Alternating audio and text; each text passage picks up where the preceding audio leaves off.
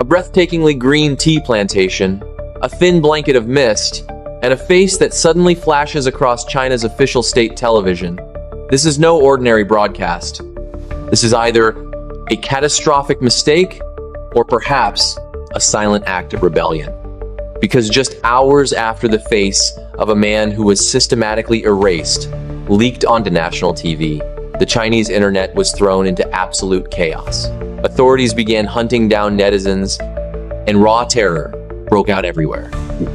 我觉得我的难受已经积压到了一定地步了，我觉得我现在心理就是病态的心理。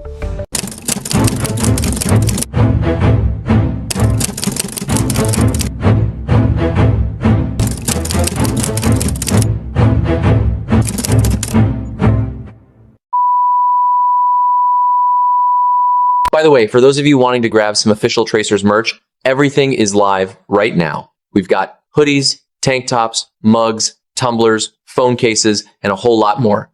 You can check it out by clicking the link below. It's fully integrated right here into the video.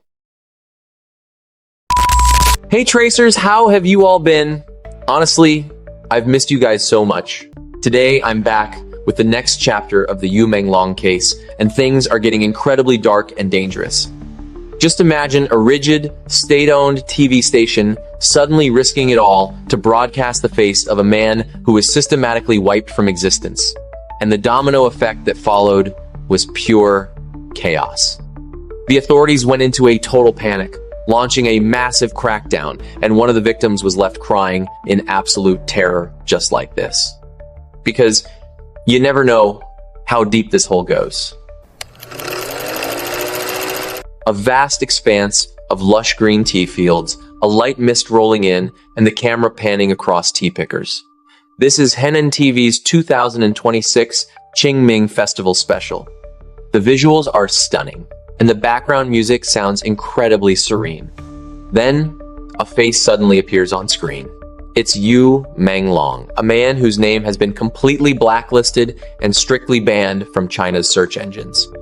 His name cannot be searched, his death cannot be discussed, and his entire body of work has been quietly scrubbed from every digital platform. Yet somehow, there he is, showing up in an official promotional video for Henan TV. His appearance was tucked right into a commercial break for Xiangyang brand towels. This was clearly no accident. This is a massive mystery. And behind this mystery lies a deeply unsettling story that remains unanswered to this day. Flashback to 2023, Yu Mang Long was invited by Henan TV's rural channel to film a promotional video for Xiangyang towels. In it, he sang a song titled Mu Chun Yu Lo, Late Spring Rain. The visuals in that video featured the exact same landscape, the lush tea plantation and the thin mist. It was a beautiful fragment left behind from his life. But on the 11th of September 2025, he fell from the 18th floor of an apartment building in Beijing and died instantly. The authorities released an official statement claiming the incident was purely accidental, a slip and fall due to intoxication. But from that day on, a massive public silencing campaign began. His name instantly became a forbidden word.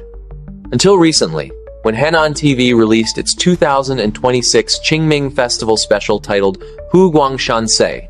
This is part of Henan TV's annual cultural festival series, designed to promote culture and tourism.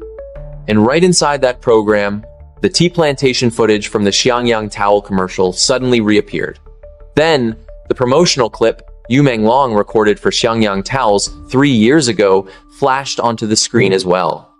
Maybe it was just a piece of old B-roll pulled from the archives. Or maybe the production team was careless and simply forgot to update their footage.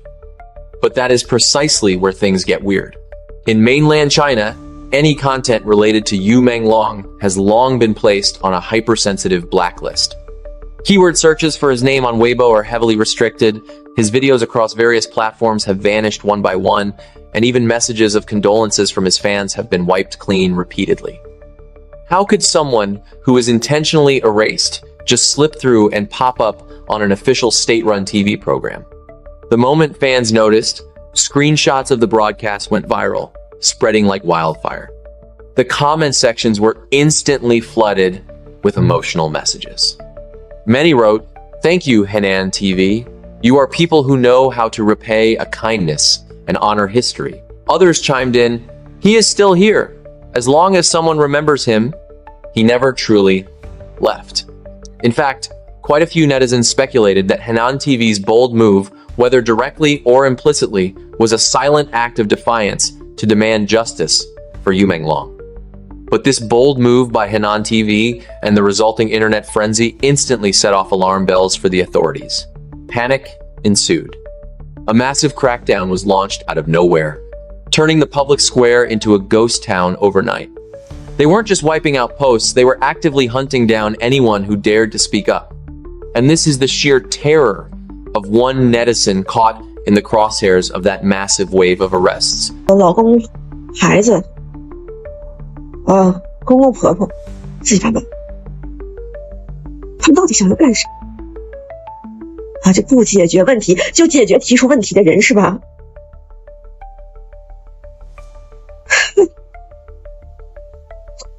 有完没完了？非得逼着我们所有人都上外面给你来一次5-4运动，就舒服了。此时此刻的我，愤怒、悲伤，我又想到外面养过我那么好，萌萌的再也看不到。 Seeing such raw, frustrated tears makes you wonder, why are the authorities so incredibly paranoid? How could a brief clip of a tea plantation strike such intense fear into the hearts of the ruling elite? Was this whole thing just a coincidence, or did someone intentionally leave a trail of breadcrumbs? To make sense of all this madness, we have to roll back the clock to that fateful day, the 11th of September 2025. That night, Yumang Long was having dinner with 5 or 6 friends at one of their homes. Towards the early hours of the morning, he excused himself to go to his room and locked the door tightly from the inside. Around 6 a.m. the next morning, as his friends were getting ready to leave, they realized he was gone. When they checked downstairs, they found his body lying cold on the ground, surrounded by a pool of blood. Ironically, even before the police could be contacted, someone had already covered his face with a piece of clothing. Shortly after the Beijing Chaoyang police arrived at the scene, they immediately announced that there was no foul play involved. The preliminary investigation ruled the incident purely as an accidental fall from a building following alcohol consumption. Just like that, case closed. No CCTV footage was ever released to the public, no detailed explanation of the crime scene was given, and there was zero transparency regarding the investigation process. Later that same afternoon, his studio suddenly put out an official statement. It's worth noting that the studio had actually been disbanded 2 months prior to his death. Legally speaking, they had absolutely no right or standing to speak on his behalf. And just like that, everything was swept under the rug and considered resolved. Yet, public suspicion has only grown louder by the day. Why? First of all, he suffered from severe acrophobia, a crippling fear of heights. Does it make any sense for someone terrified of heights to suddenly and deliberately climb onto a window ledge while drunk? What kind of logic is that? Second anomaly, the condition of the window screen. Netizens discovered that the edges of the wire mesh screen installed on the window were torn incredibly neatly, peeling away in one perfect sheet. This pattern of damage looks absolutely nothing like a forced tear or a violent tug from someone inside the room. Third anomaly, the claw marks on the window frame. Right on the lower frame of the window where the victim fell, numerous deep scratch marks or fingernail drags were found. On top of that, the direction of the scratches formed an inverted curve. Based on this find, netizens analyzed that these marks showed no signs of someone jumping out willingly. Instead, they look like a frantic, desperate grip of someone being pushed out of a window, fighting for dear life. Fourth anomaly, the reaction of his friends. The moment his body was found, their first instinct wasn't to call the police, but to cover his face with clothing first. This tiny detail is what makes a lot of people feel that something is deeply wrong and sinister. Fifth anomaly, his commercial schedule for the following day. If he really intended to end his own life, why was he still active and online on Weibo the night before? And why did he still have an upcoming appearance scheduled for a commercial event the very next day? Sixth anomaly, the watches in his pocket. Several media reports indicated that 2 luxury Rolex watches belonging to his friend were found inside his clothing pocket. If you dissect and look at these anomalies one by one, you might be able to make up an excuse for each. But when you piece all these puzzles together, it is incredibly hard for anyone to believe that this was purely a tragic, run-of-the-mill drunken accident.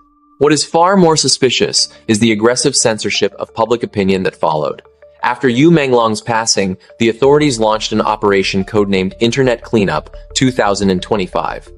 Under this campaign, they forcibly deleted over 4,300 related posts, permanently banned more than 60 social media accounts, and detained at least 3 netizens on charges of spreading rumors.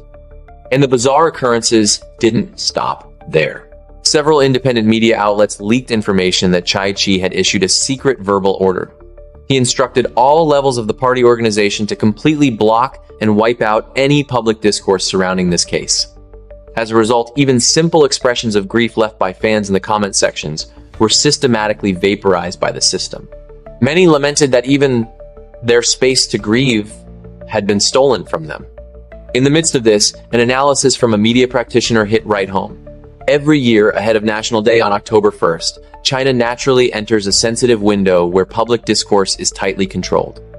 But this time, the scale of the silencing was far more brutal and aggressive than any entertainment industry scandal in history. The harder they try to silence it, the more they confirm one thing to everyone. This case is anything but simple. Regarding the political backdrop behind Yumang Long's death, various speculations and theories are currently circulating wildly outside the firewall. At this point, we need to emphasize that the following points are claims and speculations from various parties that we cannot independently verify. However, the very fact that these different versions are circulating has become a piece of reality in itself. One version mentions that a prominent mainland Chinese actor was present at the scene, and that actor is heavily rumored to be the illegitimate son of a top-level state official within the national leadership.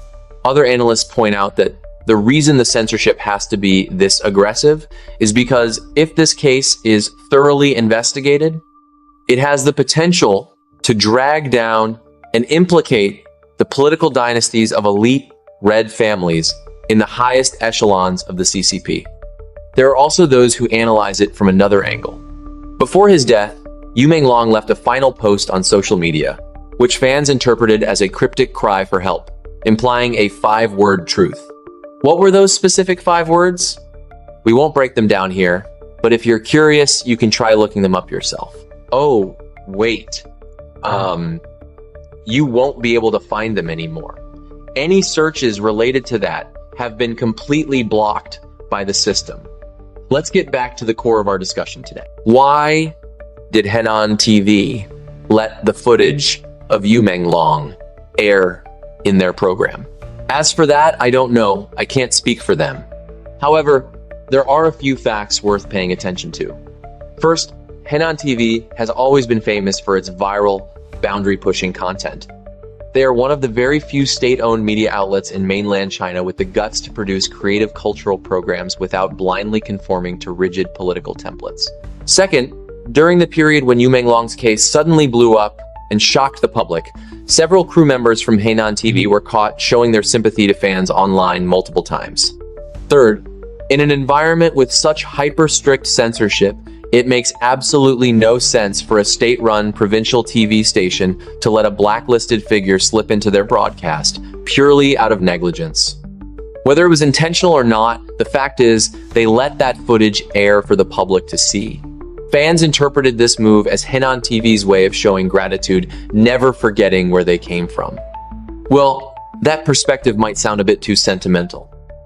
But in a world where even expressions of grief can be forcefully deleted, a brief video clip in a tea plantation suddenly turns into a final tribute.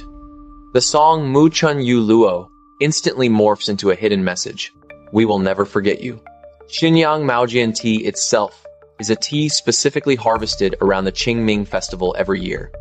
And as we all know, Qingming is inherently a sacred day to visit graves, pay respects to those who have passed, and remember our ancestors. Yet, during this particular Qingming, the man who was systematically erased returned to everyone's presence in the quietest, most humble way possible. He can no longer speak. But that vast tea plantation is still there, that song is still beautifully playing, and that smile will live on in the memories of those who care, immortalized in an old video clip that has been downloaded, shared, and kept close as a precious memory. Some netizens in mainland China say that dawn will surely come were the very words Yumang Long spoke during his lifetime. Personally, I don't know for sure when that dawn will finally break. But one thing is for sure. Anything silenced with such brutality, anything erased in such a desperate rush, always hides a truth they are desperately trying to keep from you. And that is our job, to keep speaking up. If you're still watching this, maybe you're looking for the same thing I am. See you in the next investigation.